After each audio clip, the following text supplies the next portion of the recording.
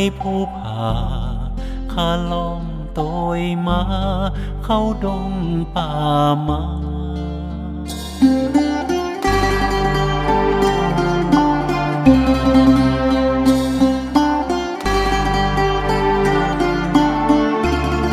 ดีซึ่งขับเพล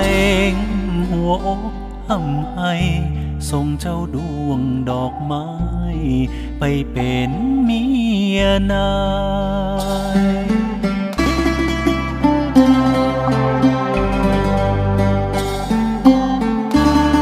ขบวนล้อ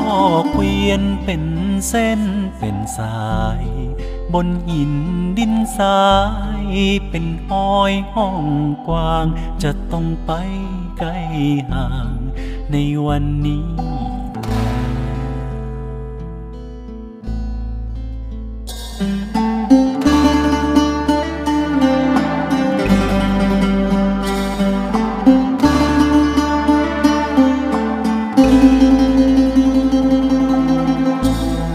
โอ้แม่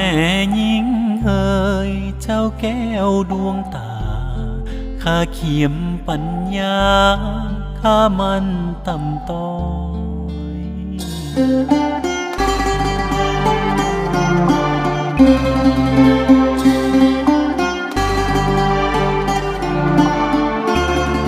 บ่เทียมเจ้านาง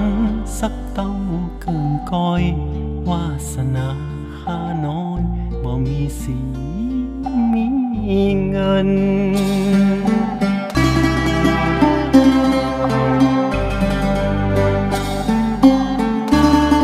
สดับเสียงซึ้งข้าเจ้าสรรเสริญม่วนใจเพลิ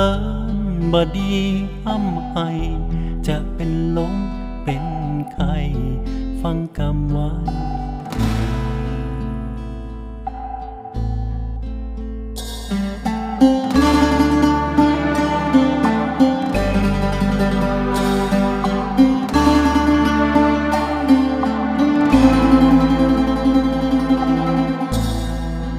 แม่หญิงเอ๋ยออกเฮือนมีผัวเวียกการงานครัวฮือดีอวดใด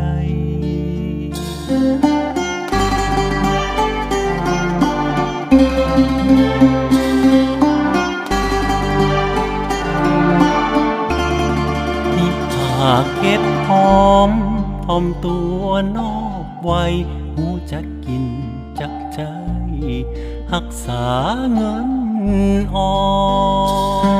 ม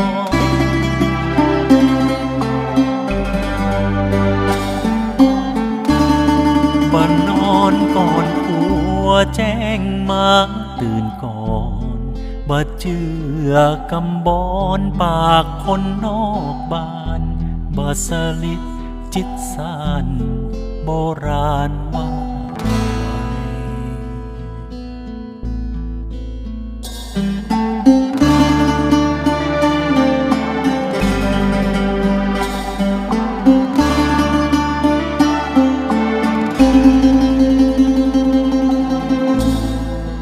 เด่นดวงเดือนแจ่มจ้าเวหุ่มสายลมบนพัดเย็นยืน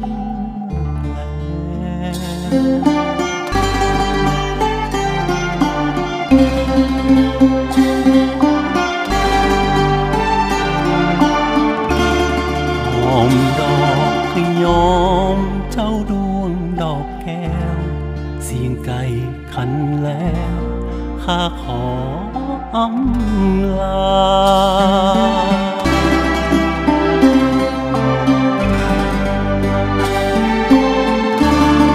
อยู่บุญกำจุงอยู่บุญรักษาลืมสีคำมาขี้ข้าตำไตจะยินดี